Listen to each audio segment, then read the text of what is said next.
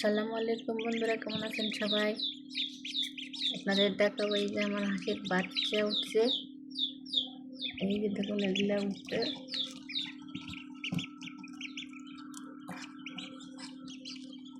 আরো দেখুন বাইরে বের করছি।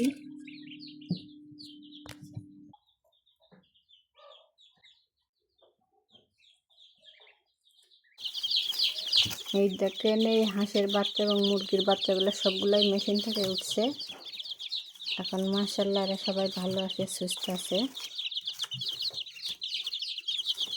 এখন রাতের বেলা এখানে রাখছিলাম, দিনের বেলায় এদের আলাদা করে খাবার দিব, আলাদা আলাদা জায়গায়। এই আমার বাচ্চাগুলো ভালো লাগলে একটা করে লাইক দেবেন আমার কিউট কিউট বাচ্চাগুলোর জন্য।